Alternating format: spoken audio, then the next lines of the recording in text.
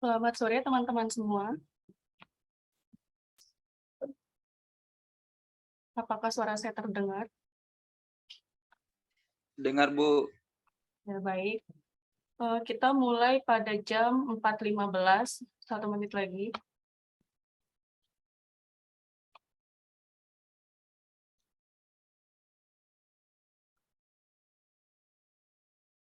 Baiklah, sudah jam 4.15. Sebelum kami memulai perkuliahan, izinkan saya untuk memperkenalkan narasumber pada hari ini, yaitu Bapak Dr. Eka Sunarwidi Prasedia, PhD. Beliau lahir di Sleman pada tanggal 30 Maret 1988 dengan riwayat pendidikan S1 di Fakultas Biologi Universitas Gadjah Mada dan S2 di Institute of Ocean and Earth Sciences, University of Malaya, dan S3 di Fukushima Medical University. Kemudian beliau merupakan dosen di Universitas Mataram. Selain itu, beliau juga menjabat Kepala UI Biosains dan Bioteknologi Universitas Mataram dan mendapatkan 3 grant penelitian, di mana penelitian terapan yang berasal dari mendapatkan pendanaan dari Kemenristek-Dikti dan matching fund dari Kemenristek-Dikti ke Daireka. Yang terakhir yaitu Conservation International atau CI yang berhubungan dengan genotyping the seaweed diversity. Baik, untuk mempersingkat waktu, saya persilahkan kepada Bapak Dr. Eka Sunarwidi Prasedia, PhD, untuk memulai perkuliahan. Terima kasih.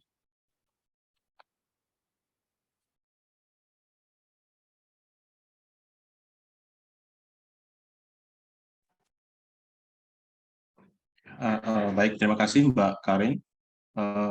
Apakah suara saya terdengar? Terdengar, Pak. Oke. Ya, Assalamualaikum warahmatullahi wabarakatuh. Selamat sore, adik-adik semua, dan di sini sepertinya ada beberapa dosen gabung juga ya. Oke, saya sebenarnya ingin juga mengucapkan terima kasih yang sangat mendalam ya untuk adik-adik yang sudah mengikuti, yang masih betah mengikuti kegiatan ini. Mudah-mudahan sampai bulan November itu masih aktif ikut karena teman-teman narasumber yang dari luar negeri itu mereka baru mendapatkan giliran lecture-nya nanti setelah masuk bulan Oktober. Dan itu kemungkinan pasti mereka pakai bahasa Inggris. Baik, untuk mempersingkat waktu, saya mulai saja kuliahnya. Mudah-mudahan tidak terlalu ke dalam biologi sel ya, karena untuk hari ini materi yang saya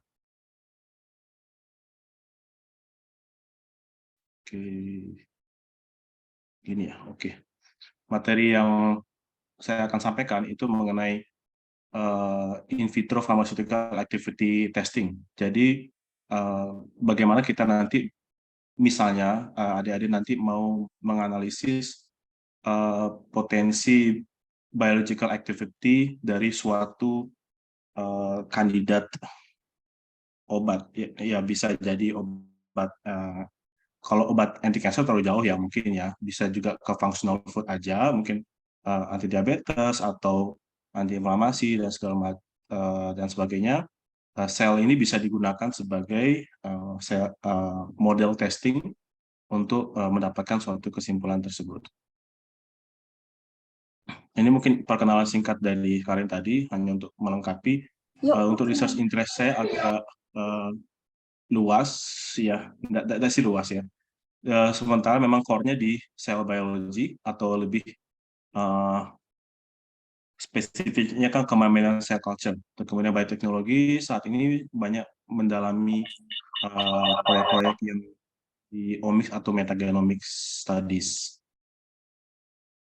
Ya, mungkin ada beberapa yang sudah pernah melihat sel di dalam dish atau sel yang dalam kondisi bergerak.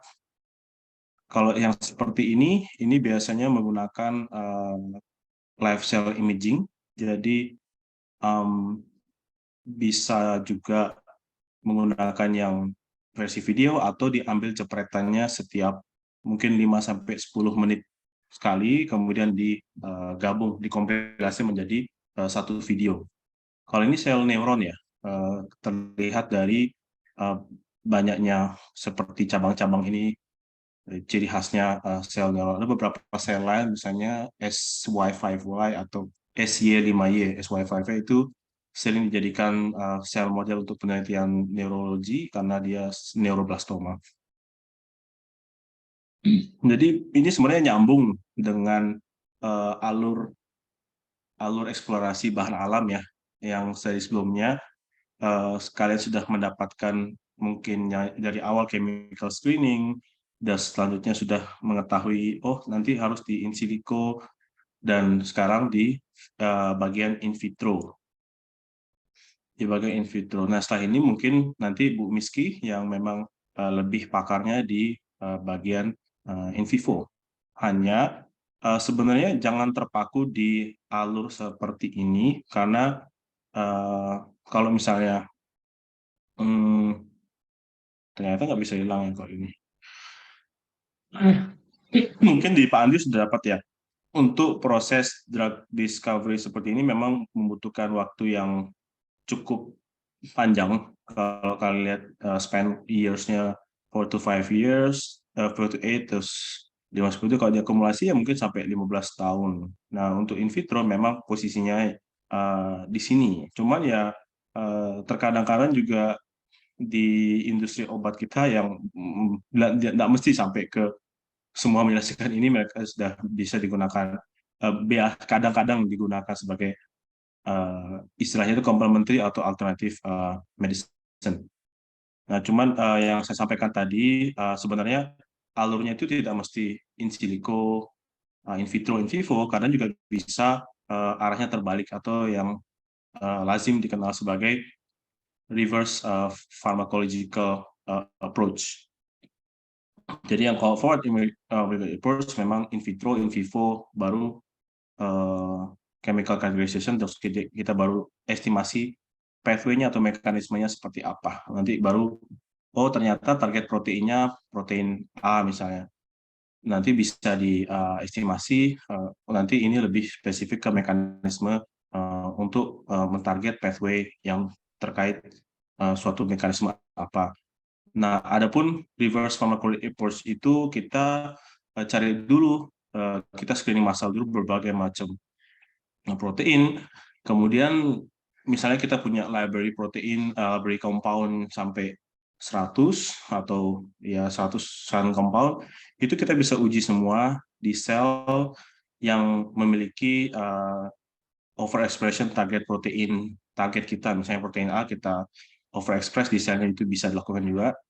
Kemudian kita screening compound kita seperti itu untuk mengetahui kira-kira ada efek nggak di proteinnya, baru dikonfirmasi dengan ini salah ketik, in vivo. Jadi function activity-nya di in vivo selanjutnya terakhir. Kalau saya pribadi, saya lebih senang menggunakan alur yang seperti ini. Jadi mungkin karena saya bukan dari orang yang basic chemistry, saya biologi ya, spesifik sel biologi, itu saya lebih senang dari ekstraknya dulu.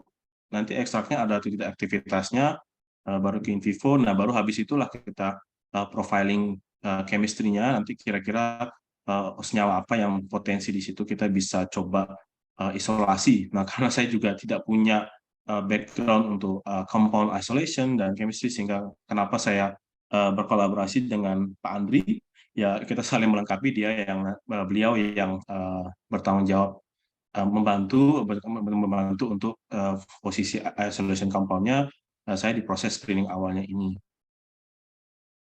Ya nanti bisa mengadopsi yang mana saja, tergantung lebih nyamannya keilmuannya, selain keilmuan juga kondisi fasilitas lab-nya seperti apa.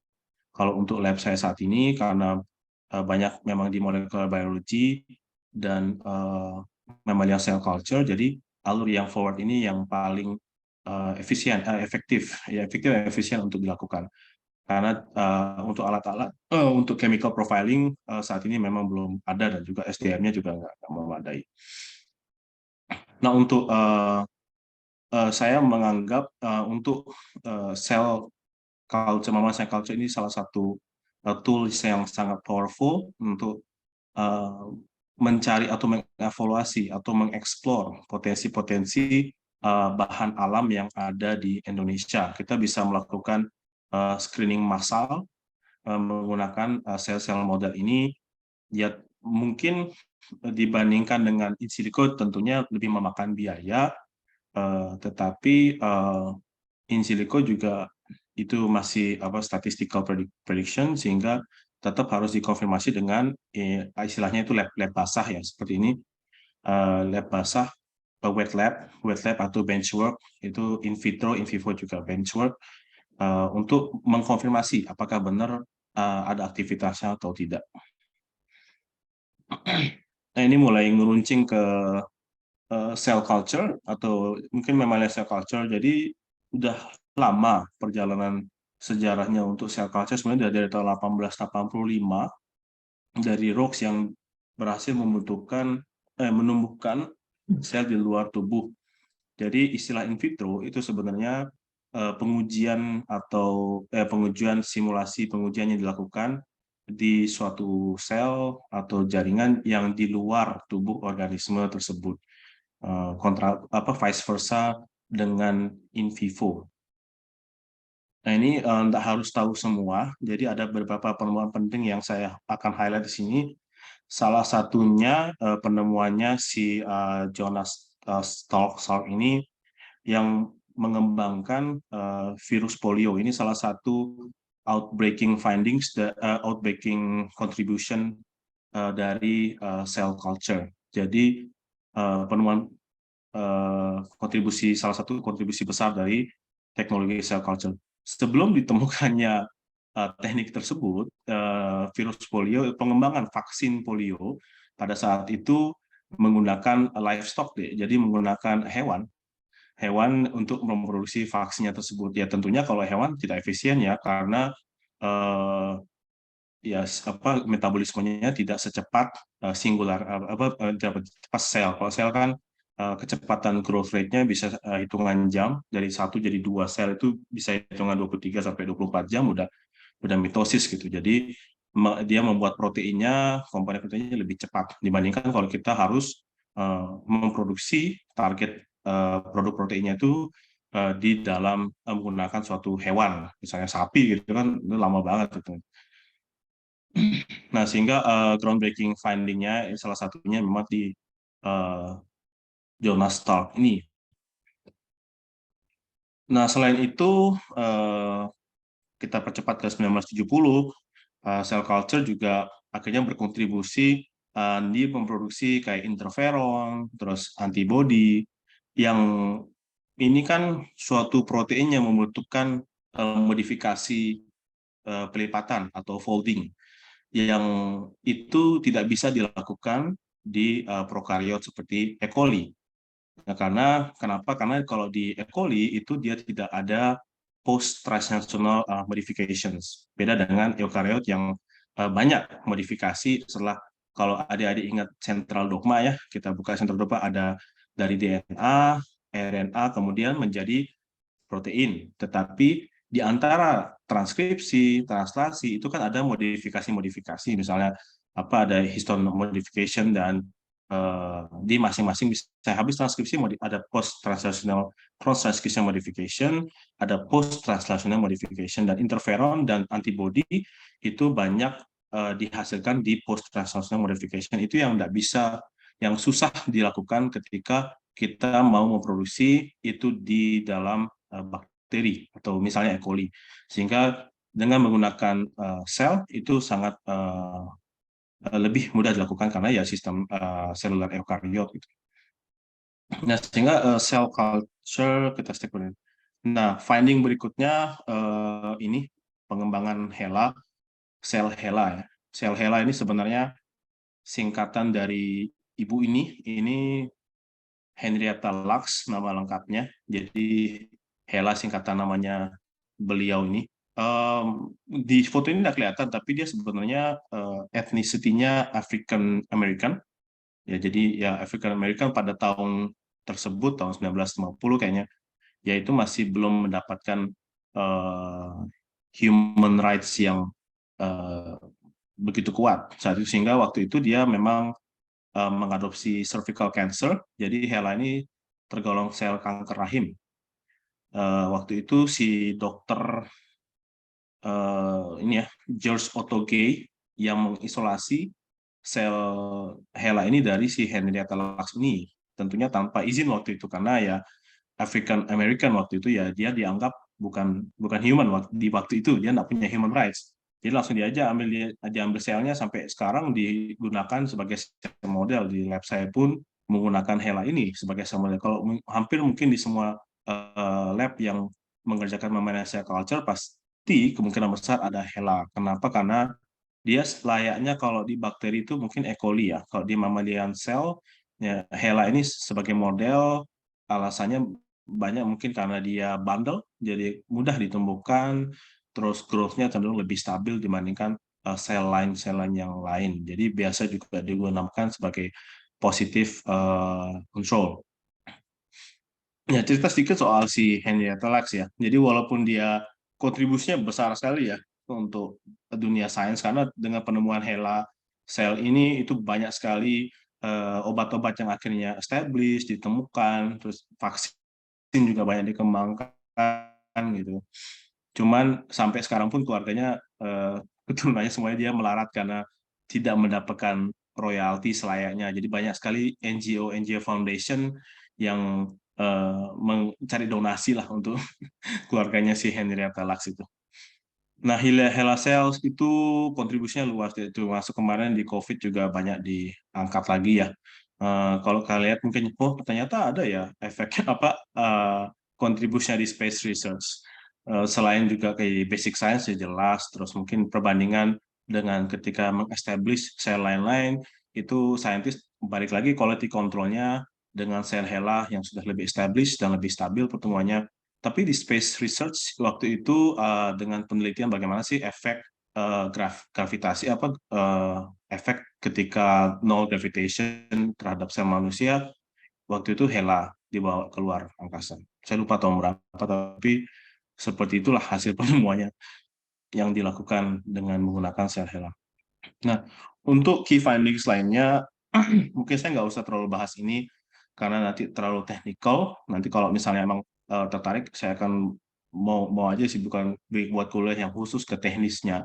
Karena di sini kalau mungkin ya antibiotik ya kita pakai penstrep, singkatnya penicillin streptomycin, untuk mencegah pertumbuhan bakteri. Ya diingat penicillin itu tidak membunuh ya, dia hanya menghambat pertumbuhan. Jadi kalau sekalinya kontaminasi sel itu dengan penicillin ya belum tentu aman juga. Ya mungkin nanti di day 1 nggak ada bakteri, tapi day 3, day 7 akan nampak itu pertumbuhan bakterinya. Tripsin ini protein yang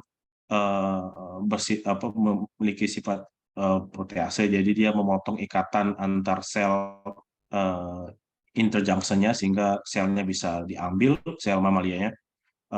Ini kebanyakan diisolasi dari porcine atau babi, sehingga dalam pengembangan vaksin yang menggunakan cell based itu juga isu halalnya sebenarnya karena penggunaan tripsin ini. Karena ya tripsin ini hanya sebagai enzim aja, tidak ada di produk vaksinnya. Jadi kalau ada yang argumentatif kalau vaksin itu halalnya gimana ya? Ya harus tahu dulu mekanisme pembuatan kalau produksi vaksin dengan cell based assay itu seperti apa ya. Yang di tripsin ini yang kemungkinan banyak cenderung dipermasalahkan. Medium umum itu yang seperti di meme ini, nanti saya akan sampaikan lagi seperti apa sih mediumnya. Kalau misalnya adik-adik yang biasa mengerjakan mikro, apa ya? Mikro biasanya solid medium ya. Kalau cell culture mediumnya memang bentukannya cair seperti ini deh.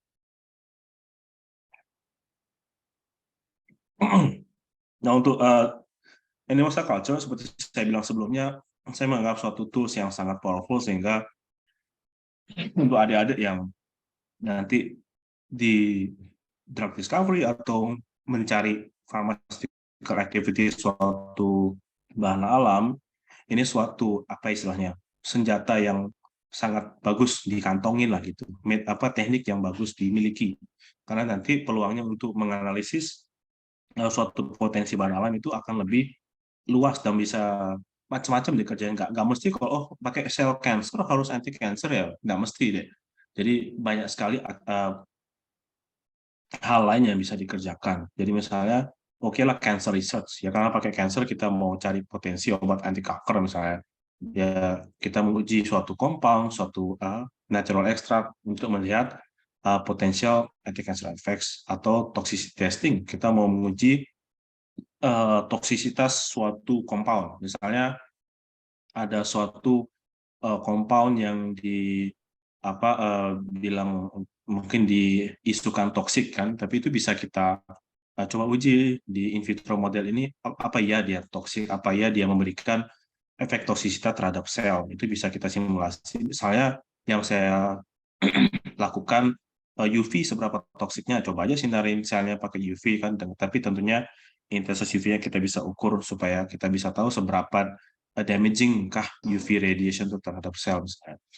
Model systems, nah ini yang saya bilang tadi, tidak mesti ke arah cancer research, tapi dia bisa dijadikan model sistem kalau kita mau memimik suatu aktivitas fisiologis di level seluler. Tapi nantinya tentunya harus dikonfirmasi di level in vivo, makanya di level ketika di microenvironment-nya dia. Virologi tentunya untuk produksi vaksin cell culture banyak digunakan.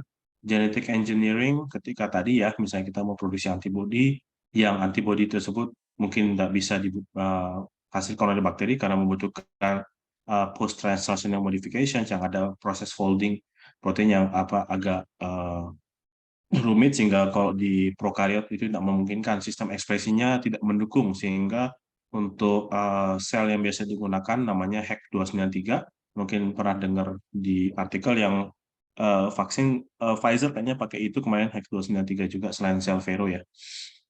Gene terapi itu ya kita bisa menggantikan sel-sel yang sakit atau non healthy, itu misalnya sel itu dia mutasi terus menyebabkan prognosis suatu disease, yaitu kita bisa menggantikan sel tersebut dengan sel baru yang sehat gitu. Itulah gene terapi. Nanti seiring mungkin ke belakang kalian akan lebih paham saya ngomongin apa sih sebenarnya. Oke, jadi untuk cell culture itu sebenarnya dibagi 3 ya. Untuk saat ini ya, namanya keilmuannya seperti ini berkembangnya cepat banget ya. Makanya saya mungkin nanti kalian lihat banyak mensitasi paper, karena ya untuk mengandalkan textbook itu susah, karena cepat banget berkembangnya, sehingga kita tetap harus mengacu kepada paper-paper, tapi tentunya ya paper-paper yang sudah peer review-nya sangat tinggi ya, sehingga kita yakin bahwa information yang diberikan itu memang betul gitu. Ya, Trinidad Scopus ya paling standar. Terus kalau kalian lihat ada 3 golongan besar, ini mungkin yang immortalized cell lines, immortal, bahasa Inggris immortal mungkin kalian ngerti ya, immortal yang nggak bisa mati ya. Ya kalau misalnya di mitologi ada misalnya siapa ya, Zeus gitu atau Hercules, immortal. Tapi kalau immortal ya ini mereka artinya sel ini maksudnya itu bisa membelah terus-menerus, tidak ada umurnya, tidak ada batas limit pembelahannya. Kalau sel primary cells itu layaknya memang sel normal, itu diisolasi aja. Misalnya kita mau isolasi fibroblast dari fibroblast itu ada misalnya di kulit, kita bisa isolasi dari dermal tikus ini, atau bisa juga dari embrio, cik embrio yang pernah saya lakukan di staff adik mahasiswa S1 pun bisa cek embrio fibroblast, itu nggak susah untuk diisolasi. Itu kalau primary cells diisolasi itu langsung ditumbuhkan. Nah, kalau seperti itu kan dia ada umurnya. Mungkin habis 10 kali atau 8-10 kali membelah, 1-2 minggu udah mati. Kalau immortal, dia tidak selama dia ditukar mediumnya, selama dia diganti wadah tumbuhnya, dia tetap akan tumbuh. Ya namanya dia immortal atau cancer cell. Nah, yang terakhir itu pluripotent stem cell. Nanti saya akan jelaskan sedikit tentang stem cell ini. Nah, kenapa kok bisa sih dia membelah terus? Kalau misalnya sel normal, setelah setiap kali pembelahan, itu ada proses, salah satunya itu pemendekan telomer. Telomer itu kayak seperti tutup yang di ujung-ujungnya kromosom. Itu dia fungsinya untuk melindungi sebenarnya. Tetapi ketika setelah pembelahan, itu akan memendek. Memendek inilah sehingga sel itu dia masuk ke senescence. Itu yang proses cell aging.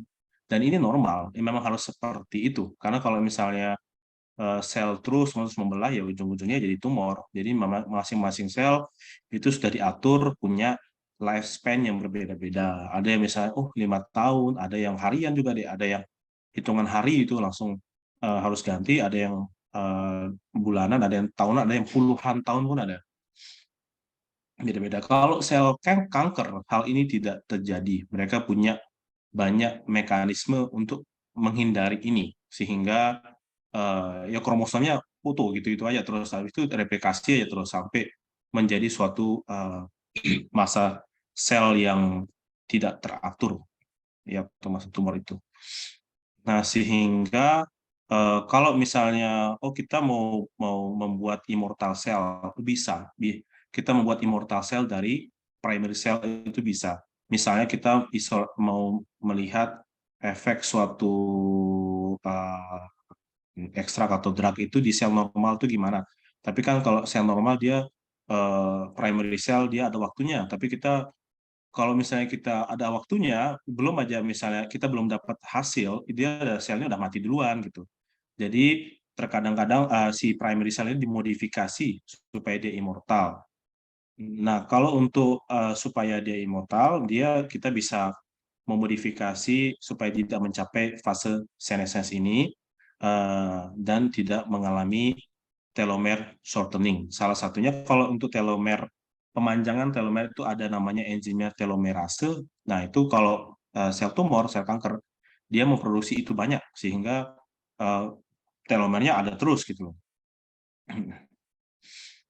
Nah, kalau salah satu caranya memang ada di kuncinya adalah di siklus sel ini. Jadi ibaratnya kalau sel kanker itu dia tidak ada remnya di masing-masing checkpoint siklus sel. Jadi kalau adik-adik ingat siklus sel ini yang paling simpel ya, itu ada checkpoint-checkpointnya deh. Jadi kalau di sini ada 1, 2, 3, 4 checkpoint atau titik tempat dia dicek, yang bahasa paling mudahnya.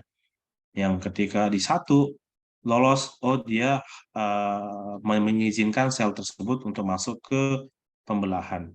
Lewat di 2 masuk ke replikasi. Lewat di checkpoint 3, dia masuk ke pembanyakan replikasi lagi. 4, nanti di mitosis itu lebih banyak checkpointnya yang spesifik di bagian mitosis. Kemudian kalau di sel normal, pasti primary cell pasti ada checkpoint-checkpoint ini, sehingga kalau misalnya ada kerusakan DNA, dia langsung stop membelah dan masuk ke kematian sel. Itu proses normal dan itu salah satu cara tubuh kita untuk mencegah pertumbuhan tumor. Jadi memang ada mekanisme alami untuk mencegah pertumbuhan tumor. Cuman kalau sel tumor dia bisa mencegah ada checkpoint-checkpoint ini untuk bekerja secara normal. Salah satunya misalnya kalau kita modifikasi checkpoint ini sehingga primary cell itu menjadi immortal, itu bisa menggunakan 2 protein E6 atau E7 itu dari HPV atau viral oncogenes, dan viral oncogenes ini akan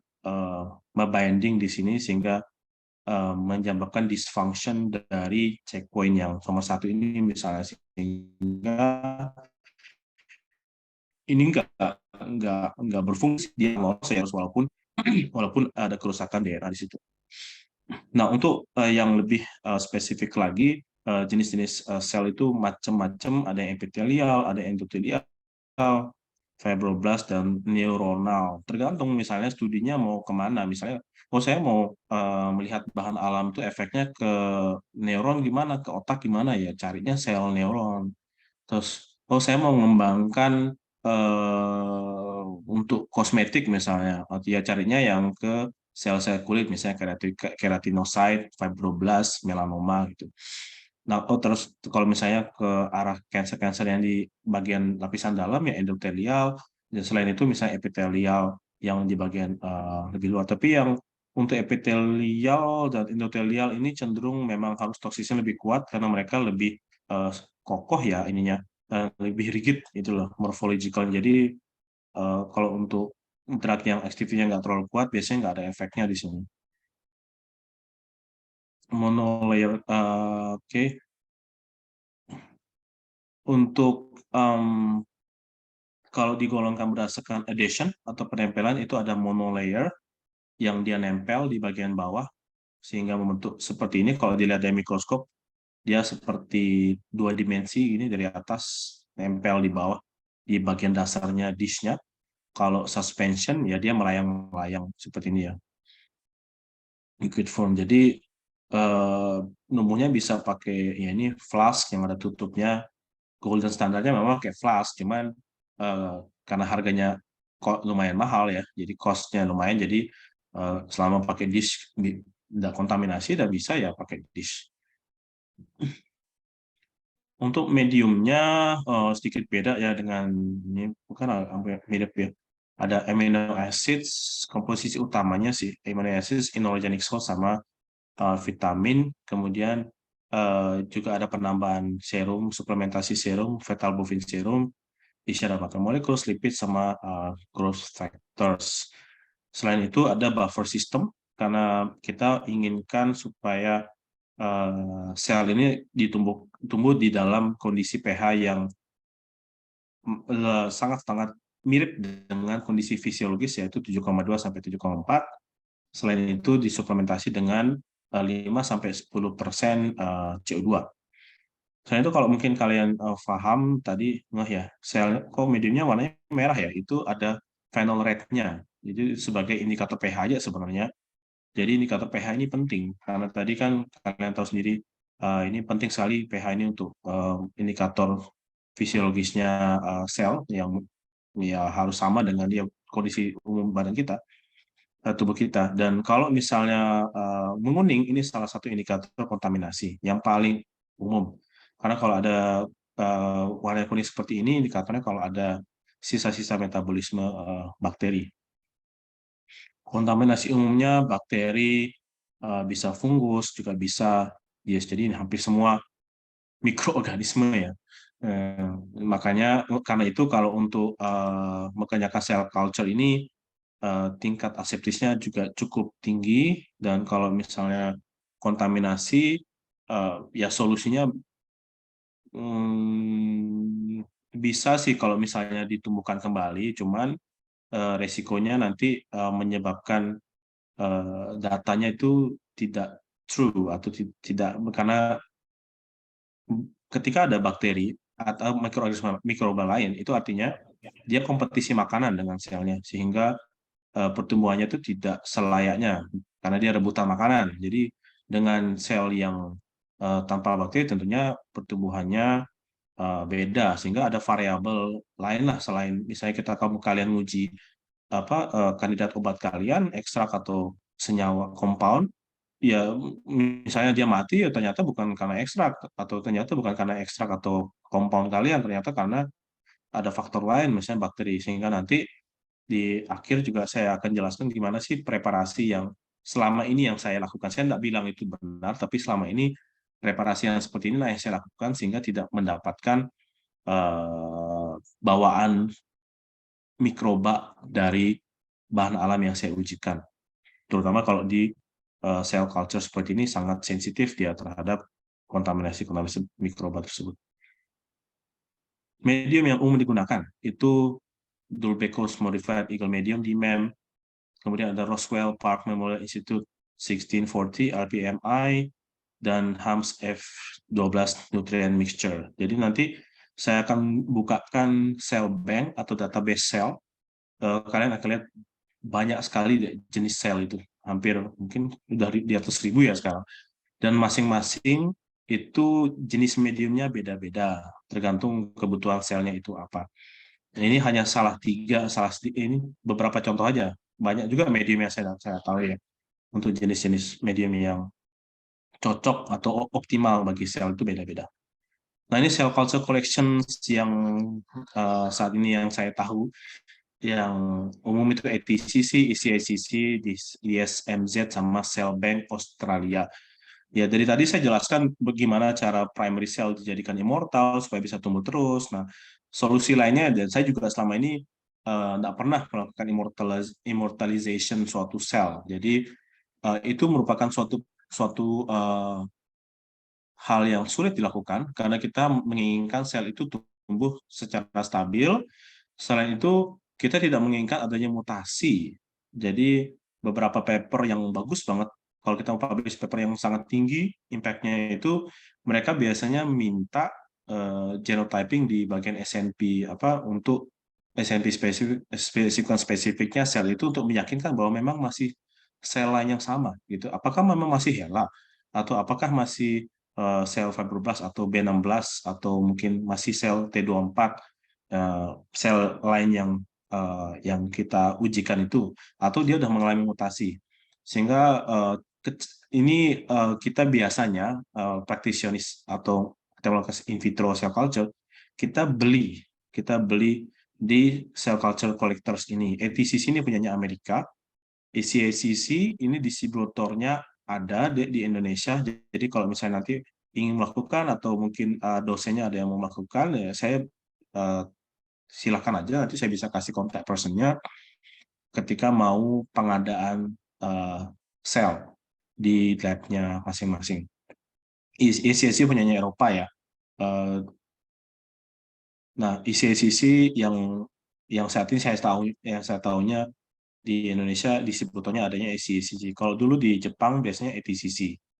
Kalau di Indonesia ECACC seperti yang paling umum. Nah, database-nya seperti ini, tapi kalau untuk distributor ya mereka akan bantu untuk proses ordernya. Jadi, nah ini kalau misalnya kalian lihat jenis sel lainnya pun, tuh banyak sekali. Ada mouse neuroblastoma, tidak hanya dari human ya, ada juga dari mouse, ada juga dari rat, terus ada yang kombinasi juga, dan ada juga yang engineered, misalnya kita mau yang T-cell leukemia, atau kita mau yang misalnya overexpress suatu reseptor target yang kita inginkan. Misalnya kalian sudah melakukan in silico yang kayak kemarin ya, misalnya banyak sekali studi in silico mencari drug yang bisa menghambat AC2 reseptor, bisa mendapat reseptor RBD domain AC2 dengan spike protein SARS-CoV-2 misalnya, ya bisa cari sel yang di-engineer memiliki banyak reseptor AC2, misalnya HEC293 banyak dimodifikasi kemarin, itu bisa dibeli juga di sel bank ini. Ya, tapi harganya nggak murah juga karena satu sel ini vialnya bisa sampai berapa ya? 7 sampai 8 juta, dan dengan pengirimannya bisa 15 juta satu sel. Ya, tadi baru ngomong yang primary, immortal, dan stem cell. Yang jenis-jenis ini saya perkenalkan teknik yang lain juga yang sekarang udah mulai banyak berkembang ya. Ada 3D cell culture, sama ada juga yang pakai ini deh, micro devices sama bioreactors. Karena kan nanti kalau misalnya diproduksi ya ujung-ujungnya ke bioreaktor. Kan nggak mungkin menemukan di disk kecil. Kalau kita mau produksi antibodi secara massal itu di bioreaktor. Tapi ini jelas lebih costly dan lebih susah memaintain. Saya belum tahu ada nggak di Indonesia, tapi kayaknya belum. Ini dibandingkan dengan bioreaktor yang misalnya mikroalga, spirulina, atau bioreaktor bakteri, ini jelas jauh lebih mahal. Kenapa? Karena kalau misalnya menemukan sel, kalau bakteri kan inkubatornya hanya suhu ya 37 derajat. Kalau ini ada suplementasi CO2 yang harus dijaga 5%. 5-10%, tapi umumnya 5%. Itu yang kemungkinan lebih costly dibandingkan kalau bioreaktor bakteri. Nah, 3D cell culture keunggulannya apa? Karena kalau 2D cell culture, ya dia hanya 2 dimensi, dan ketika diuji ke in vivo, ya disadvantage-nya banyak juga. Jadi kekurangannya banyak karena dia hanya sel singular cell. Tapi kalau mau ke in vivo, artinya kan sudah di level jaringan, sudah di level organ.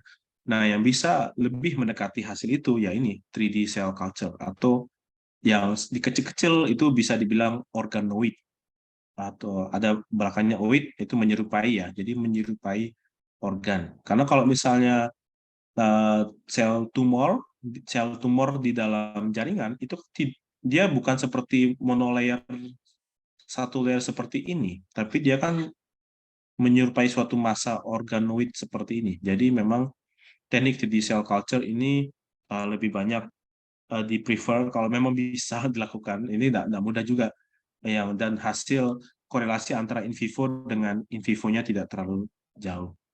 Nah, kalau yang ini microfluid, ini lebih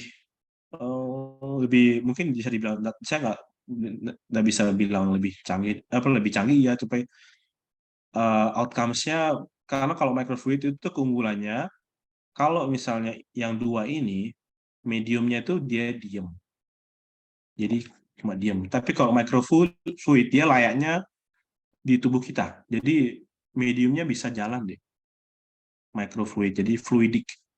Nah, itu kalau dia jalan, ya layaknya misalnya pembuluh darah kita kan, lewat-lewat terus darahnya. Jadi,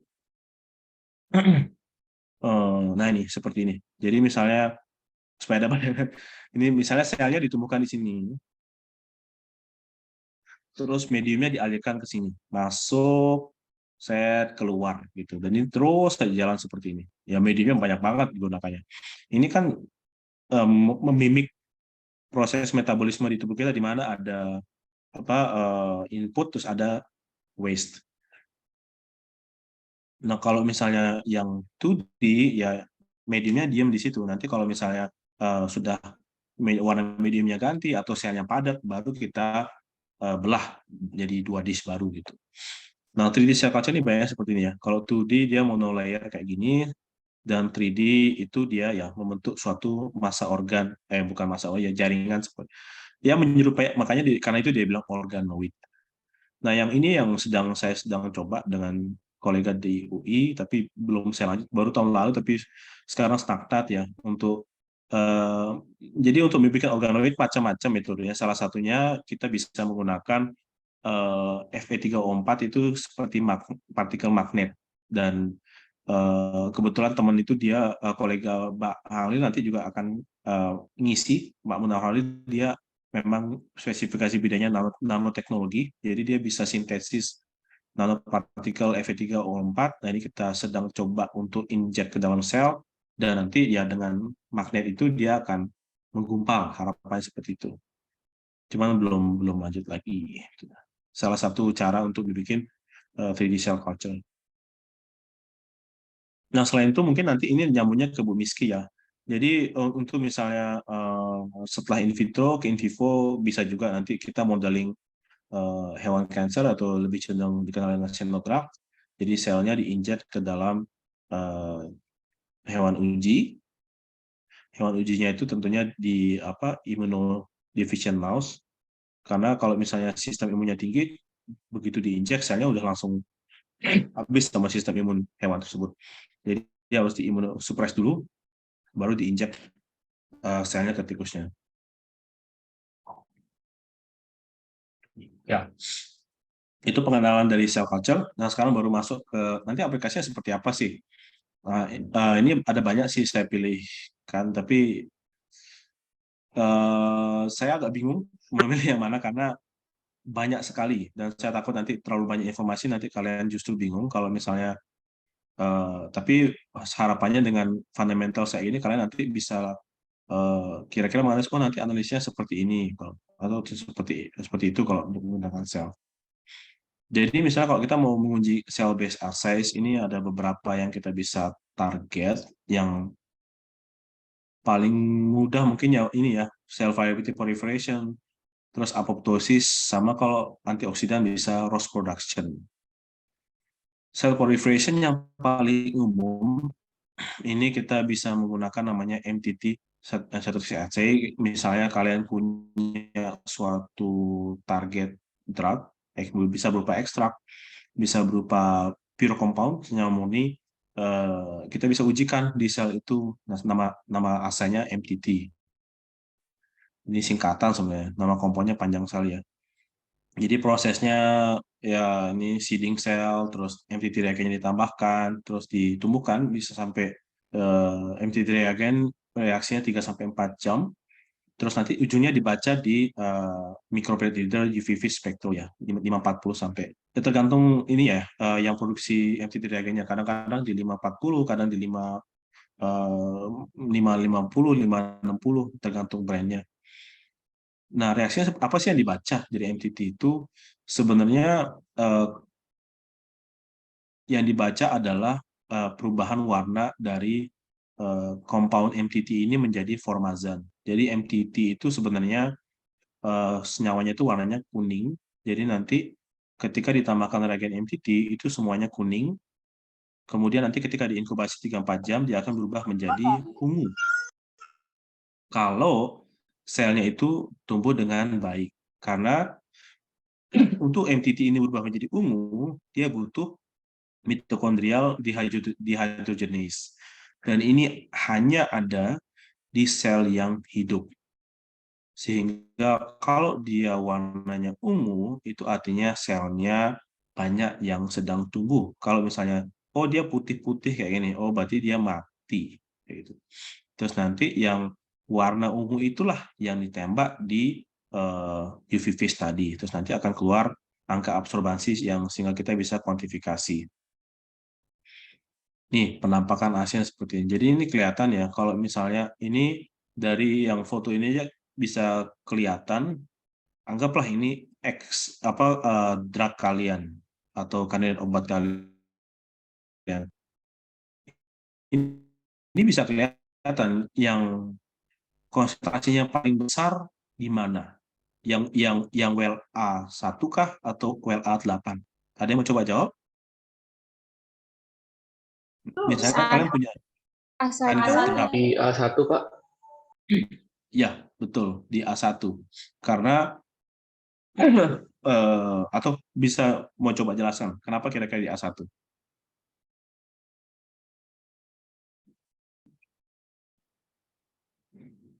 Oke. Ya karena di A1 ya ini warnanya udah ungu pekat gini. Itu artinya konversi ke formazanya sangat tinggi ya. Sehingga inilah nanti dibaca di UV vis-nya nanti akan keluar angka-angka absorbansi dan kita bisa transfer menjadi suatu grafik.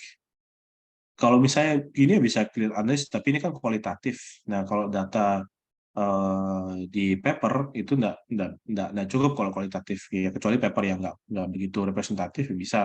Tapi kalau paper yang ini ya bagus kuantitatif, tujuannya apa? Karena supaya bisa kita mendapatkan kesimpulan statistikal, conclusion-nya apakah signifikan apa enggak, itu hanya bisa keluar kalau dia kuantitatif.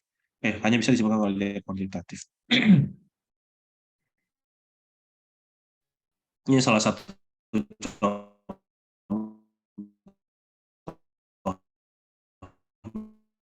contohnya tadi bisa menjadi grafik yang menyimpulkan dengan konsentrasi sekian, pertama konsentrasi sekian, sel viability-nya atau viabilitas atau tingkat tumbuh selnya apakah di konsentrasi di berapa persen gitu. Kalau ini semakin tingginya konsentrasi, viability selnya menurun sehingga kita bisa tahu di konsentrasi berapa sih optimal dosisnya sehingga menyebabkan sel itu mati atau pembelahan selnya terhambat. Nah, selain itu, untuk self proliferation bisa juga dilakukan dengan fluorescence labeling. Jadi salah satu kesukaan saya ya menggunakan pengecetan fluorescence di sel. Ini yang paling umum digunakan adalah ini yang hijau dan merah, kalsein AM dan propydium iodide. Jadi kalsein AM yang hijau ini menandakan sel yang hidup, yang merah ini propydium iodide menandakan sel yang mati. Jadi konsepnya itu seperti ini. Jadi kalsein AM itu dia sel permeable fluorescent dye, tapi dia itu kalsein sendiri ya, itu tidak bisa masuk ke dalam sel. Tapi ketika diganti dengan AM, dia jadi bisa masuk ke dalam sel. Nah, ketika masuk ke dalam sel yang hidup nih, yang memiliki fungsi enzim esterase yang normal, yang berfungsi dengan normal, dia akan diputus ikatan kalsein dan AMI. Sehingga kalseinnya terjebak di dalam sel, dan itulah yang memberikan warna hijau. Nah, sehingga dia spesifik kita bisa mengandalkan kalsein ini untuk mengidentifikasi sel mana sih yang hidup secara real time. Kalau misalnya MTT kan tadi selnya langsung dibuang kalau sudah selesai dianalisis, tapi kalau kalsein ini masih bisa kita analisis secara real time. Misalnya, 24 jam seperti itu, nanti per 8 kita bisa lihat lagi. Nah, kalau propiondium iodide, gandengannya tadi yang merah, makanya dia dibilang dual viability staining. Kalau propiondium iodide, dia tidak bisa masuk ke dalam sel kecuali membran sel itu rusak, sehingga dia pengecatan dilakukan kepada sel yang mati dan dia berikatan dengan DNA, sehingga memberikan sel tersebut berpendar warna merah.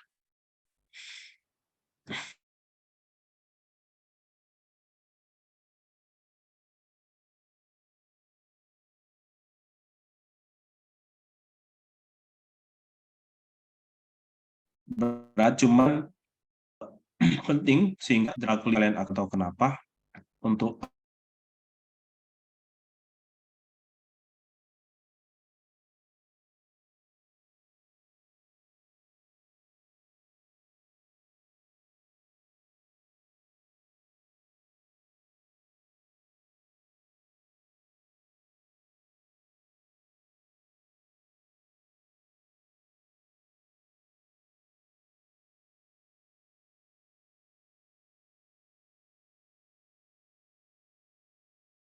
atau dia di trigger dari luar, salah satunya oleh sel-sel imun, limfosit misalnya.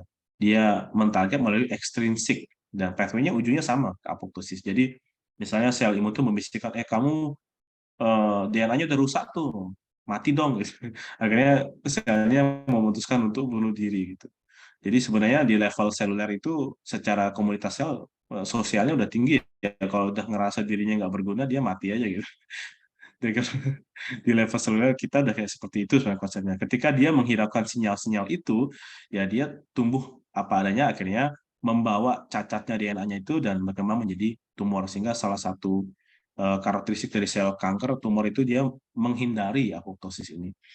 Pemain kuncinya antara lain sitokrom C, caspase. Caspase ini yang nanti akan motong-motong DNA sebagai nuklease, dan ada anti apoptotic gene seperti BCL2, terus ada ada P53, nanti akan lebih jelas lagi sini. Nah, untuk sel kita pasti ada masanya mereka akan mati dan waktu itu beda-beda. Kalau kalian ada di sini yang paling cepat itu misalnya sel usus, ya jelas, karena kan ini yang paling banyak bekerja sebenarnya karena melewati di dalam sistem pencernaan kita kan luar biasa ekstrimnya, terutama pH-nya. Nah, di sini banyak sel yang akhirnya luruh ya bersama dengan feses itu keluar dia. Ya, jangan sampai keluar ya, kalau misalnya enggak, ya akhirnya tumbuhlah tumor intestine cancer. Dan kalau yang paling lama misalnya di sini deh, misalnya ini blood cells, terus ya liver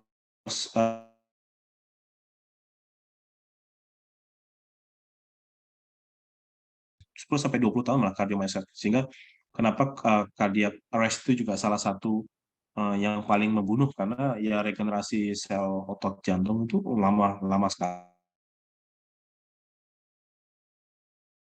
Tadi ya mekanisme mungkin nggak usah. Nah, eh, memang apoptosis sebagai mekanisme yang efisien untuk mentarget suatu anti-cancer lead. Oke, kita mau mencari suatu anti-cancer, ya maunya selnya itu apoptosis, kita mau membunuhnya supaya dia mekanismenya apoptosis, tapi belum tentu. Bisa jadi dia lawannya apoptosis, nekrosis. Jadi nekrosis ini kalau kalian lihat yang ini aja, itu karakteristiknya aja udah beda. Kalau apoptosis dia dari yang besar jadi mengecil terus lama-lama pudar seperti ini. Dan kelihatan di sini kan rapi gitu. Organnya sama kompartemen selnya dibungkus secara rapi. Terus akhirnya tinggal lisosomnya, tukang bersih-bersihnya. Kalau nekrosis, dia membleber, jadi bagian dalamnya itu spill keluar. Nah, spill ini menyebabkan toksikan-toksikan di dalam selnya itu menyebar ke sel-sel lain, sehingga menyebabkan kesulitan dalam penyembuhan, justru malah memperluas bagian lukanya itu. Nah, supaya lebih paham, kalau secara fenotip nekrosis itu rupanya seperti ini. Nah, ini yang masih lumayan lah. Tapi kalau misalnya kalian Google aja nekrosis kulit misalnya, itu lumayan parah. Itu sampai yang nanah-nanah keluar itu nekrosis. Sehingga apoptosis menjadi golden standard ketika kita mau target suatu mekanisme anti-cancer. Nah, apoptosis detection method ada beberapa. Ini saya melampirkan yang dari yang mudah sampai yang rumit dilakukan, supaya nanti mungkin kalian bisa coba praktek di labnya di universitas kalian masing-masing. Yang paling mudah ini fragmentasi DNA. Fragmentasi DNA, misalnya kalian lakukan dengan sel itu dengan ekstra kalian, terus kalian isolasi total DNA-nya, terus di elektroforesis aja.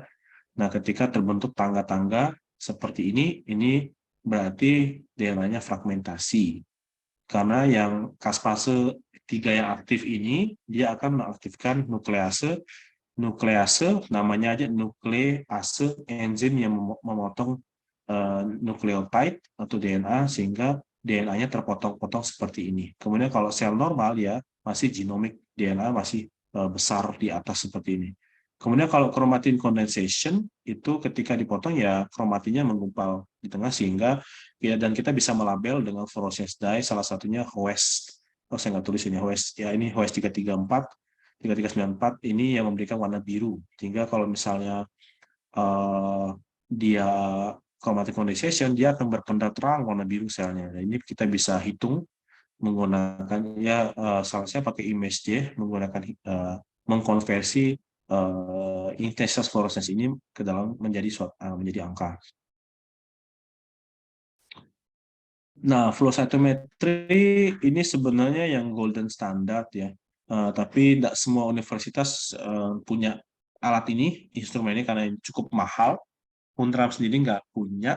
Kalau universitas besar-besar kayak UB, terus UGM, UI, itu semuanya saya yakin ada. Ya, saya tahu ada gitu. Memang paling umum digunakan itu adalah itu untuk deteksi apoptosis. Jadi prinsipnya ya salah satunya dengan fosfatidilserin PS ini sebenarnya ada di dalam bagian dalam dari plasma membran. Ketika sel itu apoptosis, dia akan kayak flip keluar dan dia ada posisinya di luar. Nah, inilah nanti yang akan berikatan dengan protein annexin 5, dan itu nanti bisa dilabel dengan tadi yang cat dye fluorescence merah, PI, propylium iodide, atau 7-AAD. Dan ini nanti akan kebaca di flow cytometry ini. Jadi kalau di sini kumpulannya, kalau flow cytometry kita bisa tahu yang mana yang apoptosis early apoptotic sama late apoptotic, dan lebih bisa juga membedakan apakah apoptosis atau nekrosis. Karena kalau misalnya yang metode yang ini, yang dan misalnya yang fragmentasi DNA itu kita belum tahu apakah dia benar-benar apoptosis atau nekrosis. Nah, yang lainnya yang mungkin kalian lebih pernah dengar yang ngambil molekular biology, ya kita bisa mentarget mengidentifikasi pro atau anti apoptotic gene seperti tadi P53, BCL2, BAX sama BAP. Oke. Ini ada BAX sama P53 naturally BCL2, itu kita bisa PCR, terus kita bisa lihat aktivitas gennya di level mRNA, PCR atau protein, ELISA dan Western blotting. Ya, selanjutnya ini yang antioksidan potensial ROS production. Jadi mungkin antioksidan capacity, misalnya kalian punya suatu natural product, ekstrak misalnya, oh mau lihat antioksidannya gitu. Yang paling umumnya kan menggunakan biochemistry assay, bisa DPPH atau ABTS, mungkin kalian udah pernah dengar ya. Ini yang paling mudah dikerjakan. Nah, selain itu kita bisa lihat efeknya di intraseluler antioksidannya seperti apa. Jadi sel juga punya beberapa antioksidan enzim seperti SOD, CAT, dan GPX. Nah, ini kita bisa ukur apakah ekstrak atau senyawa kita bisa menekan level reaktif oksigen spesies atau ROS di dalam sel. Salah satunya dengan labeling menggunakan H2DCF-DA. Jadi H2DCF-DA ini mungkin kalian lihat mirip ya dengan tadi kalsium M. Dia juga warnanya hijau. Jadi ketika H2DCF-DA ini bisa masuk ke dalam sel, tetapi kalau di dalam sel nanti ikatannya diputus dengan esterase, sehingga H2DCF aja. Nah, ketika dia H2DCF, dia tidak berpendar, dia non-fluorescence ini. Tapi ketika dia ketemu sama ROS, dia akan menyebabkan warna hijau seperti ini. Sehingga pendarahan yang warna hijau yang terang ini artinya kondisi ROS di dalam sel tersebut itu tinggi. Nah, kita bisa uji ekstra kita apakah bisa menekan intensitas fluorescence yang tinggi ini. Misalnya kalau saya lihat datanya ini papernya orang ya, di yang agak redup seperti ini, oh berarti si target komponnya punya efek di sekian konsentrasi sekian untuk menekan intraselular reaktif oksigen spesiesnya. Jadi bisa meningkatkan aktivitas intraselular antioksidan enzymes selain dia punya aktivitas antioksidan bawaan dari eksternal antioksidan activity tadi, dia juga bisa meningkatkan intracellular antioxidant activity. Ya, itu tadi mungkin beberapa analisis sedikit aja. Mungkin kalau misalnya masih bingung, nanti bisa diskusi lagi via email atau via WA juga. Nah, saya lanjut dulu ke sel yang terakhir, karena saya rasa memang menarik kalau diperkenalkan, dan kalian harus tahu juga, ya ini stem cell. Jadi stem cell itu sebenarnya kalau sebelum penemuan indus pluripotent stem cell itu menggunakan embryonic stem cell. Jadi embryonic stem cell itu sebenarnya sel yang diambil dari blastosit, fase embrio fase blastosis, selnya diambil, kemudian ditemukan dalam sel, kemudian nanti karena dia masih embrio, masa sel ini dia belum punya tujuan hidup, ya belum punya masa depan ada seperti dia belum tahu mau jadi apa, ya mungkin apa ya, ibaratnya kalian lah masih sarjana belum tahu mau jadi apa, ya kalian masih embrio unggul ya, unggul nanti mau jadi apa, ini mau jadi apakah mau jadi skin cell atau muscle cell sama neural cell, ya itu konsepnya stem cell seperti itu. Cuman kalau embryonic stem cell ini sampai sekarang itu bentrok dengan ethical issues, terutama karena dia ketika diambil sel-sel blastosis ini, ya embrionya cuma jadi kosongan, dan embrio kan cikal bakal organisme, sehingga karena itulah dia belum bisa lolos ethical clearance-nya. Nah, sehingga penemuannya Shinya Yamanaka ini yang menemukan iPS stem cell atau induced pluripotent stem cell. Induced pluripotent stem cell ini sebenarnya sel dewasa yang di-reprogram atau diprogram ulang menjadi sel embrio dengan memodifikasi ekspresi gen-gen target ini. Ada KF4, SOX2, NANOK, OCT4, sama LIN28. Jadi dari adult fibroblast cell atau sel fibroblast yang dewasa diprogram menjadi embrio, ini ditumbuhkan di dalam dish menggunakan dan nanti dimodifikasi, didiferensiasi menjadi ya mau bentuk jaringan apa? Apakah cardiomyocyte yang intens, ini salah satunya cardiomyocyte, karena ya tadi ya cardiomyocyte itu kita 20 tahun sekali ya jadi sel baru, sehingga cardiomyocyte ini salah satu sel yang sangat berharga ketika nantinya menjadi kandidat gene terapi. Selain itu pankreatik untuk saudara-saudara kita yang pasien diabetes tipe 1 misalnya, pancreatic beta cells, neural cells juga ada, dan hematopoietic progenitor cells. Sehingga memang arahnya ini nanti ke personalized medicine. Jadi gene terapi atau stem cell terapi yang digunakan yang dilakukan spesifik untuk disease yang di suatu perseorangan tersebut. Misalnya, dan ini kan kalau misalnya dari selnya dia sendiri, dia kan tidak transplantasi dari sel orang. Jadi respons autoimun dan sebagainya, respons imun dan sebagainya itu kan bisa dihindari. Dan ya basically selnya sendiri, DNA blueprintnya sendiri. Misalnya seperti konsep ini, skin selnya dikoleksi, terus gen-gen yang ditemukan tadi dinamakan Yamanaka factors, terus akhirnya induce pluripotent stem cell. Nanti bisa dikembangkan menjadi ya sel target kita, T cells, brain cells, atau pankreas, atau heart cells. Dan nanti bisa menjadi produk personalized medicine. Konsepnya sih seperti itu. Ya, balik ke tadi, ini ada beberapa publikasi saya. Kalau mungkin nanti kalian mau tahu, ini kalau yang ini saya lakukan Jepang, tapi yang tiga ini saya lakukan di sini di lab Unram. Jadi dengan fasilitas yang dia masih apa adanya lah gitu, jadi teknik-tekniknya juga nggak yang wah-wah banget gitu. Jadi saya rasa bisa direplikasi di lab universitas kalian masing-masing. Kalau yang ini mungkin memang agak susah karena waktu itu ekspresi dan pakai live cell imaging. Jadi selnya secara real time di foto setiap 10 menit. Sehingga agak susah kalau tanpa mikroskop yang ada instrumen untuk live cell imaging.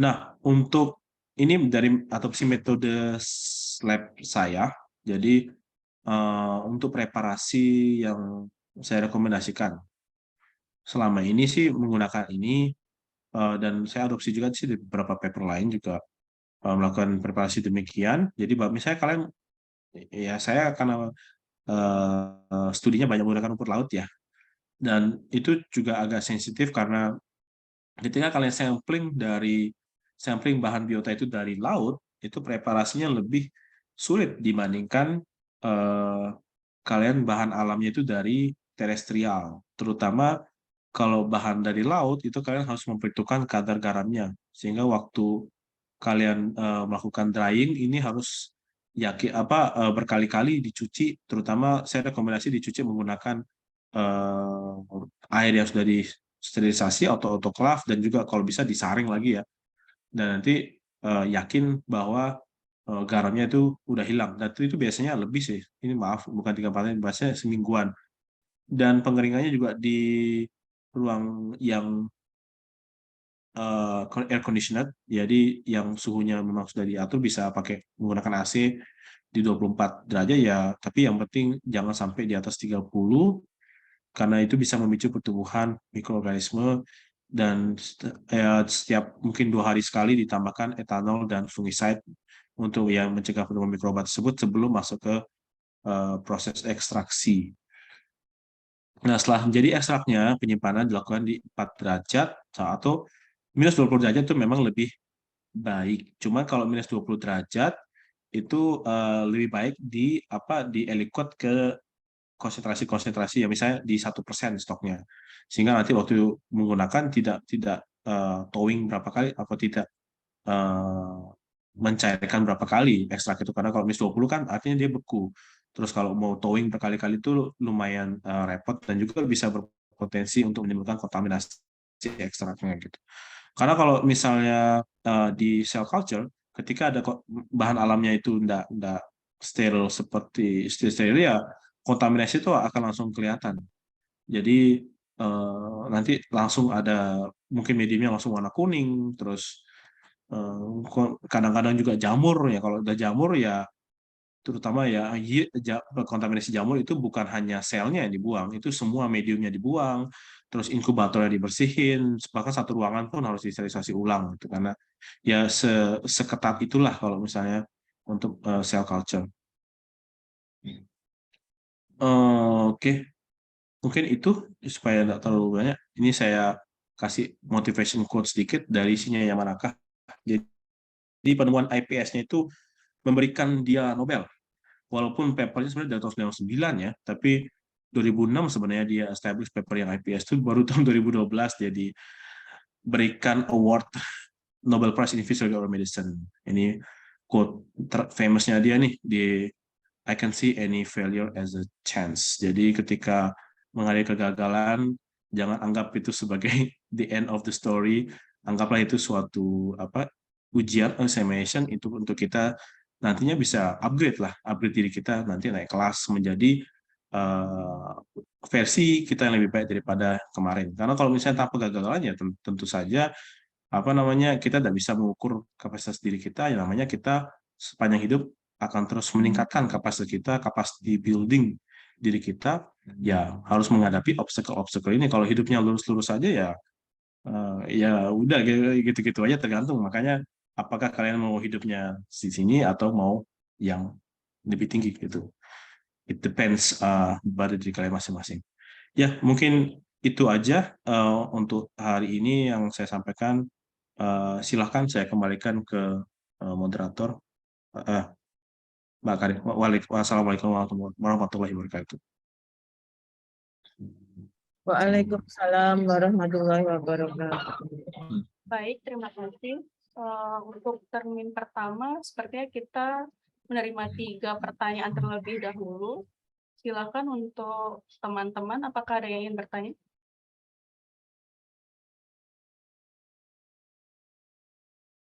Baik, Wanda Koreas Madila, silakan.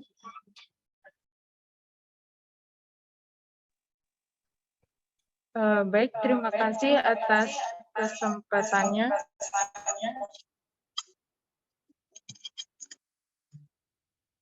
Baik, terima kasih Bapak Eka yang telah menjelaskan materinya yang sangat luar biasa. Tadi Bapak sempat menyinggung mengenai uji in vitro sendiri untuk di sel bisa dipaparkan menggunakan UV dan melihat bagaimana reaksi atau kerusakan dari sel itu sendiri. Yang ingin saya tanyakan, untuk kerusakannya itu tampilannya itu seperti apa ya Pak?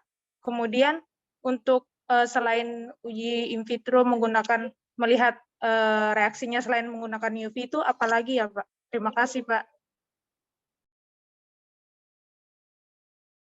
Baik, penanya kedua, Siti Zainia, silakan.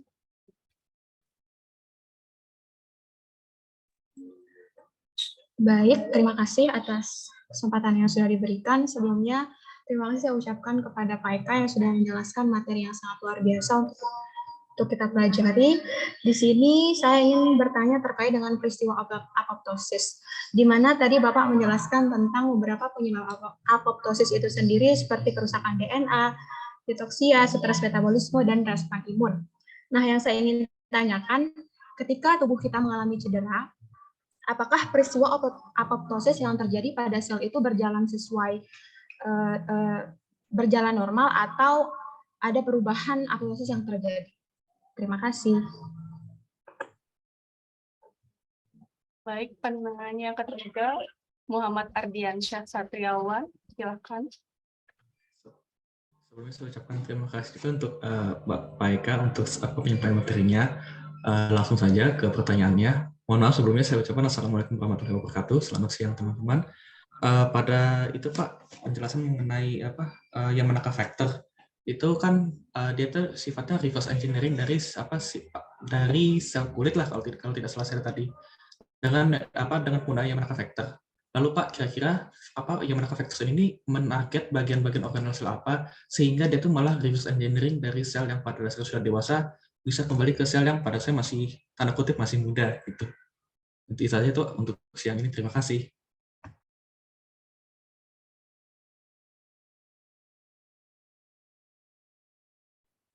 Baik, saya persilahkan untuk Bapak Dr. Eka untuk menjawab ke segala pertanyaan yang telah ditanyakan oleh mahasiswa.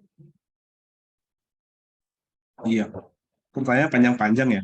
Yang Wanda tadi ya, itu tadi tentang UV apa ya intinya pertanyaan?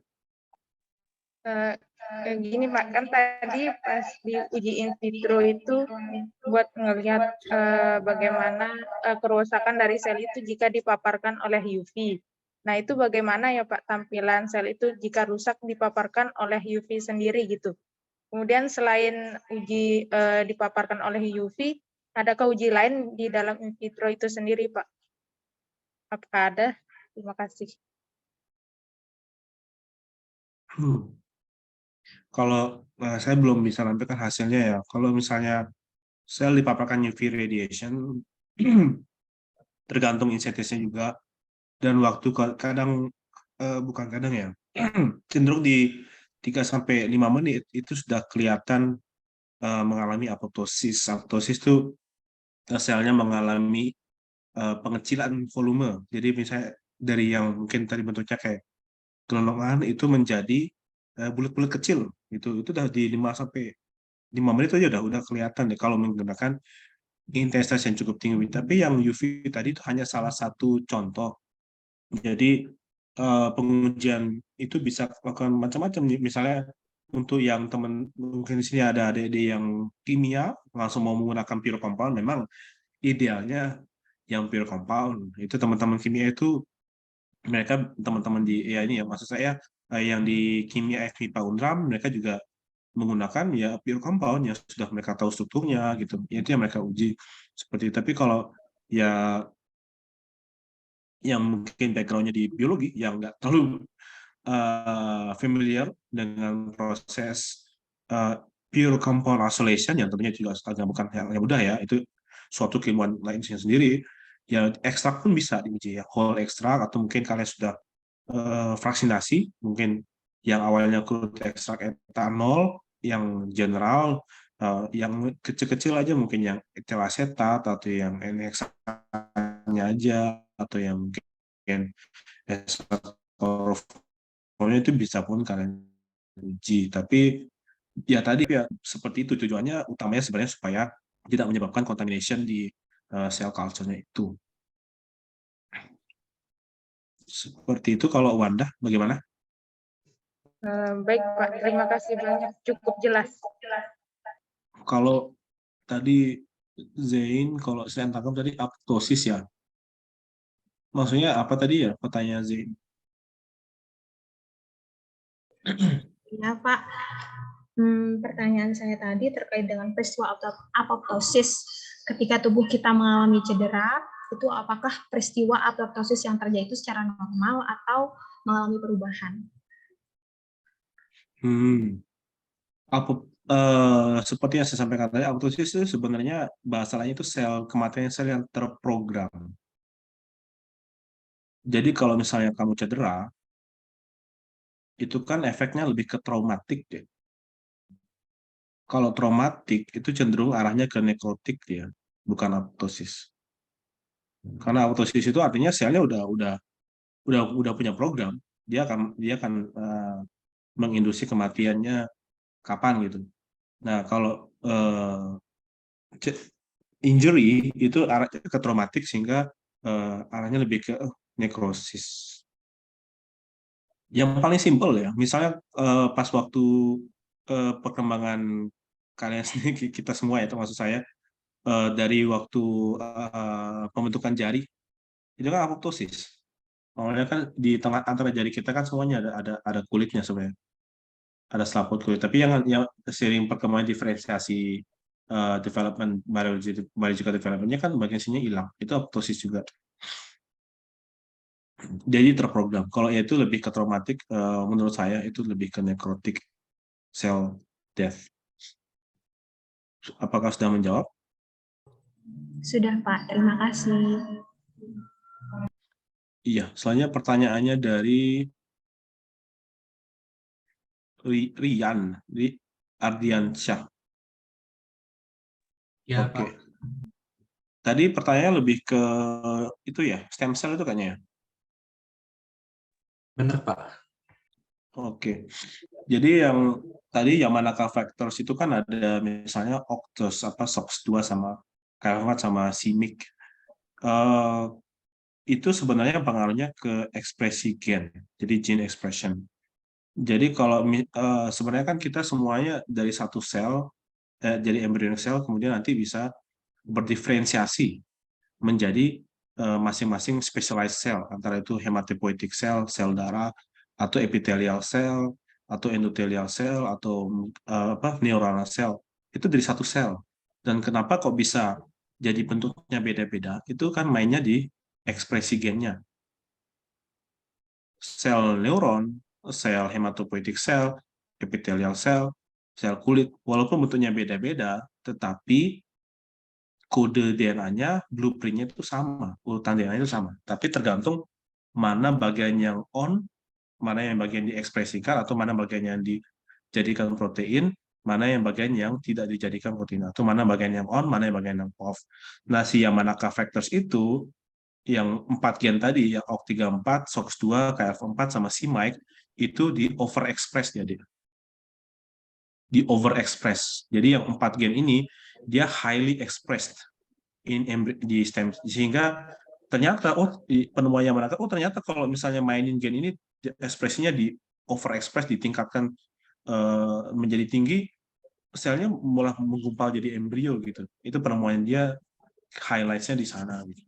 Jadi kalau embryonic cell itu memang ada beberapa sel itu yang beberapa gen itu yang ekspresinya itu lebih tinggi dari, artinya kalau ekspresi lebih tinggi itu artinya ditranskripsinya lebih cepat, ditranslasinya lebih cepat, itu maksudnya di transkripsi rate-nya. Kalau misalnya ekspresi gennya itu on, gennya itu ditranskripsi, itu artinya ekspresi. Sedikit ke molekular biology lagi ya. Apakah sudah menjawab? Sudah, Pak. Terima kasih banyak, Pak. Oke, terima kasih juga. Baik, sudah terjawab semua. Sekarang kita buka sesi kedua. Apakah ada yang ingin bertanya?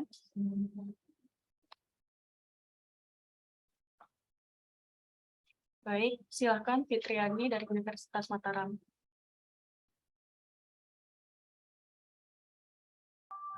Baik, terima kasih atas kesempatannya.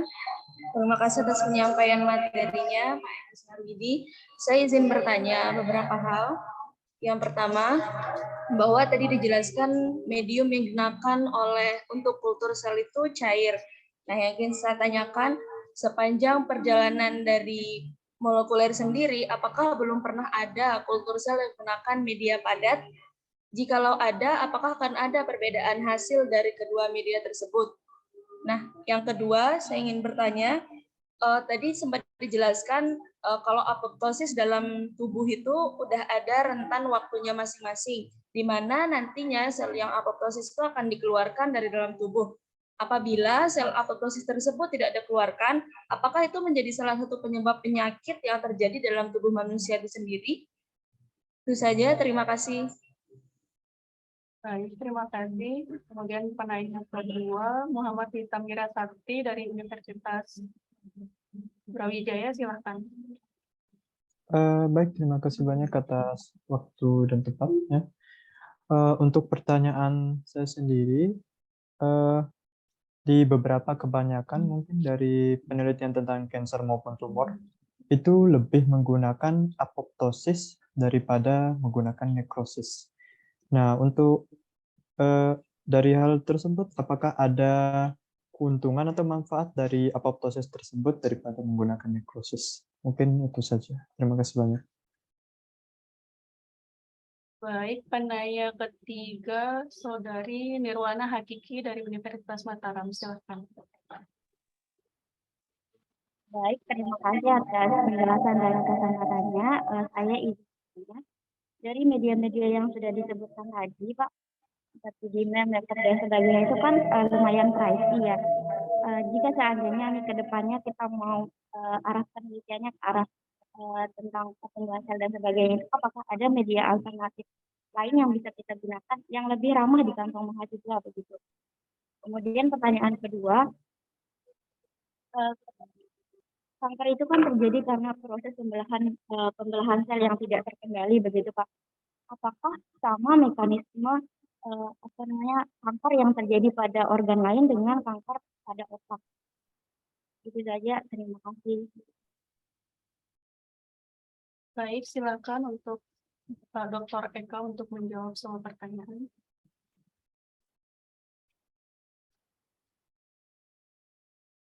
Iya, baik. Mungkin terima kasih pertanyaannya. Mungkin pertanyaan Fitriani dengan sama Mas siapa tadi ya? Mas Muhammad Wisam. yang Mas panggilannya siapa? Wisam? Nggih, Pak. Atau- Bisa. Oke. Nggih, itu agak nyambung ya, soalnya tadi sama apoptosis tadi. Kalau saya yang satu Fitriani itu medium cell. Kalau misalnya medium padat itu agak susah ya. Menurut saya juga enggak kurang kan kalau misalnya in vitro small cell culture itu kan memimik eh, sel itu di tubuh kita. Jadi basically sel kan grow dengan fluidik pembuluh darah itu jadi lebih familiar dengan liquid dibandingkan dengan solid. Kalau bakteri mungkin lebih ke solid. Dan selain itu tadi apoptosis apa tadi ya? Rentang waktu masing-masing. Tadi apa pertanyaannya? Iya, rentang waktu masing-masing. Oh, kayaknya waktu lebih ke itu ya. Apa yang terjadi setelah apoptosis itu ya? Tadi kan ada yang keluar bersama metabolisme. Ya, ini nyambung dengan pertanyaan Mas Wisam, Muhammad Wisam. Jadi kenapa apoptosis itu dianggap sebagai priority dibandingkan dengan nekrosis? Tadi kan kalau nekrosis kan dia istilahnya tuh isinya sel tuh berubah kemana-mana deh. Kalau apoptosis dia di packaging rapi, nanti jadi partikel lebih kecil, namanya itu apoptotic bodies. Yang saya ketik di sini, apoptotic bodies. Jadi apoptotic bodies ini kemudian mengalami clearance atau apoptotic bodies clearance, saya ketik di chat tadi. Nah, ketika apoptotic body clearance itu dilakukan dibersihkan dengan proses fagositosis. Jadi langsung tereliminasi gitu. Selain memang keluar melalui sistem pencernaan. Kalau misalnya nekrosis, disevensinya ya itu tadi ya, toksikan di dalam selnya itu kan nanti nyebar ke microenvironment sekitarnya sehingga sel-sel yang awalnya sehat menjadi disease karena toksiknya ya jadi tadi ya kalau fenotipnya jadi hitam gitu. Oke. Apakah sudah menjawab? Dari saya sudah menjawab, Pak. Oke. Fitri bagaimana? Fitriani. Mungkin saya ingin bertanya lagi dikit. Tadi kan cara pengeluaran lainnya itu lewat fagositosis. Seandainya dalam tubuh manusia tersebut tidak terjadi hal itu, apakah itu tanda dari satu penyakit tertentu? Fagositosis deficiency, saya belum tahu deh kalau ya itu ya. Kalau apa terjadi dysfunction di proses fagositosis. Mungkin ada tapi ya saya belum pernah mencari ke sana sih. Baik, terima kasih banyak. Ya, kemudian satu lagi ya dari Di rumahnya. Oke, bisa diulangi pertanyaannya?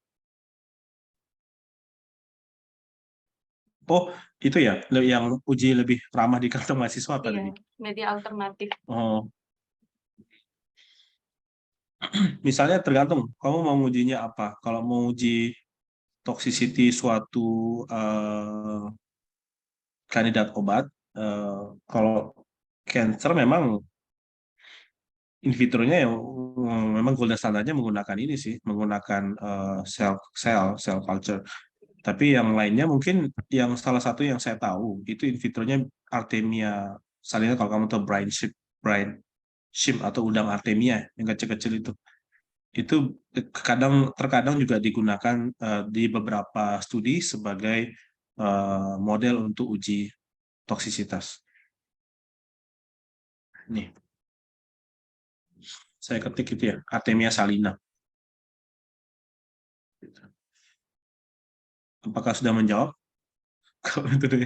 Dan kalau misalnya mahal, sebenarnya tergantung. Kok kayaknya kalau misalnya memang di beberapa universitas, setahu saya ada sudah membuka layanan misalnya pengujian sel itu. Tapi ya memang kalau di beberapa analisis kayak MTT, setahu saya di teman saya di UI si Pak Munawar Halil itu, kenapa dia kirim sampelnya ke saya, terus kita kolaborasi karena di UI pun itu MTT itu ini kalau koreksi ya mungkin ada di UI sekitar 4 sampai 5 juta satu asainya untuk sekali running gitu analisisnya.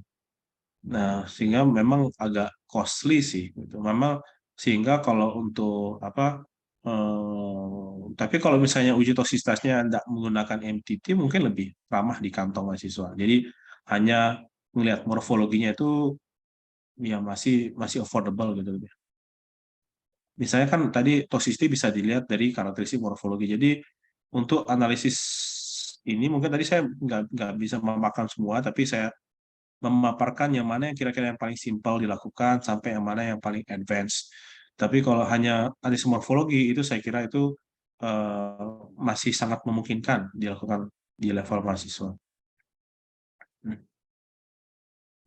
Seperti itu mungkin. Ada satu lagi Pak, pertanyaan dari Saudari Nirwana Hakiki yang belum terjawab terkait mekanisme kanker pada organ lain. Apakah mekanismenya sama? Mekanisme kanker pada Organ-organ yang lain. dibandingkan Misalkan pada organ pencernaan ataupun pada organ pernapasan, apakah mekanismenya sama? Apakah seperti itu maksudnya Saudari Nirwana Hakiki?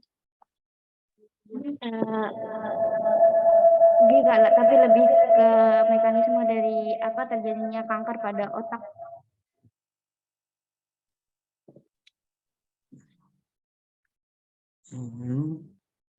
Oh, kalau misalnya mekanisme spesifiknya itu kan macam-macam, tergantung karakteristik sel itu merupakan dari populasi jaringan atau organ mana.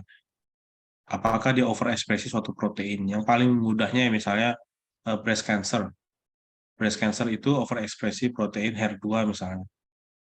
Tapi balik lagi, ketika terjadi overekspresi seperti itu, ya itu harus diingat lagi yang cancer hallmarks tadi. Oh, saya nggak sampaikan ya. Karena sebenarnya materinya bukan lebih ke cancer sih itu. Cancer hallmarks itu misalnya tadi menghindari apoptosis itu salah satunya. Terus metastasis, menghindari sistem imun, itu ada sekitar 7 atau 8 cancer hallmarks. Nah, itu fundamentals dari suatu sel yang develop ke arah cancerous. Gitu. Dan itu rata-rata ketika suatu sel berkembang menjadi cancer itu mengadopsi salah 2 atau salah 3 dari cancer hallmarks tadi.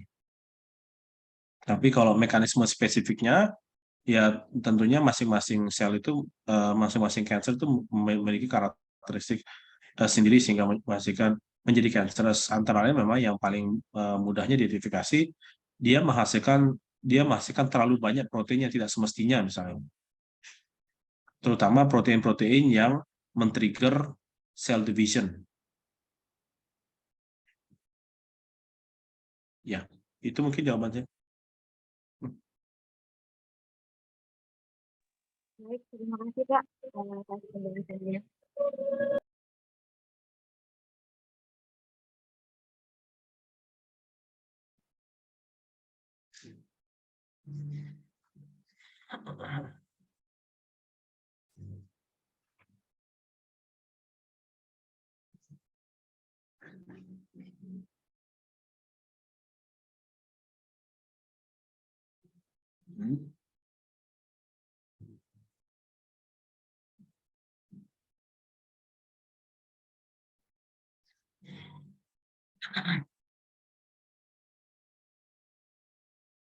Masih mute, Mbak Karin.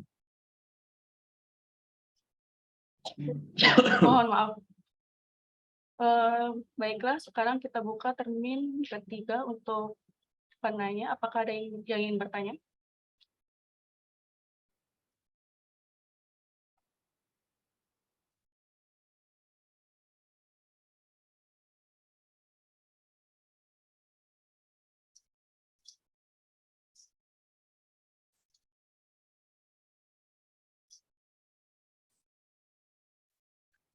Sepertinya sudah tidak ada yang ingin bertanya, Pak Eko. Ya. Baik, nggak apa-apa. Baik kalau jika sudah tidak ada yang bertanya, untuk apa ya, postesnya ini saya susulkan nanti ya setelah maghrib mungkin jam 7 WIB. Dan selanjutnya untuk kuliah selanjutnya itu dari kolega saya juga yang dulu sama-sama di Jepang, Bu Miski. Beliau ahlinya ini expertise-nya di in vivo, jadi modeling hewan. Terutama dulu di Jepang PhD-nya lebih ke arah brain disease, jadi neurologi. Jadi sangat menarik. Saya harap nanti tetap mengikuti ya, karena terutama yang narasumber luarnya itu nanti banyak di bulan Oktober. Jadi saya harap adik-adik tetap mengikuti kegiatan ini.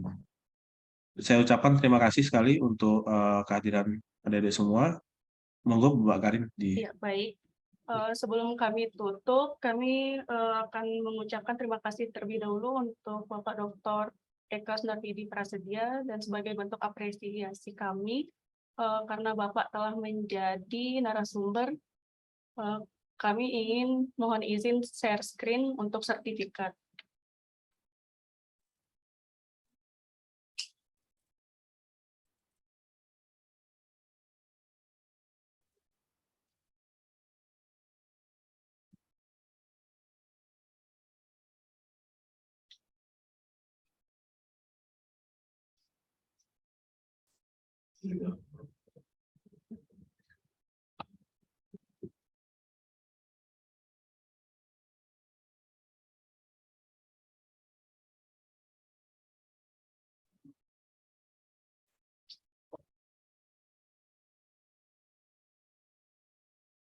Baik, terima kasih banyak atas materi yang telah disampaikan pada hari ini.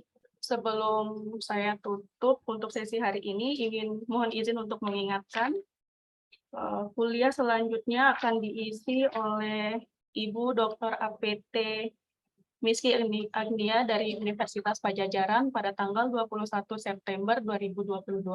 Dan sebelum kami tutup, terlebih dahulu mohon untuk on kamera karena akan dilakukan sesi foto bersama.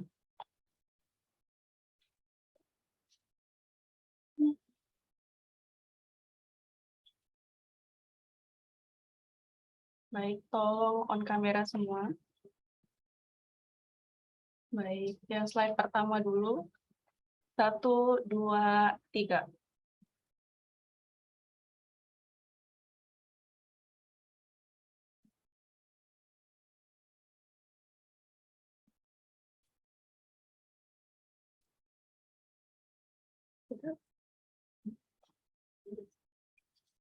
Baik, untuk yang slide kedua. 1, 2, 3.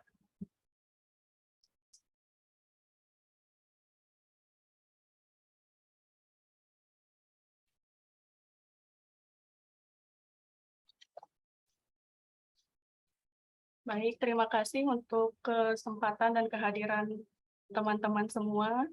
Semoga sehat selalu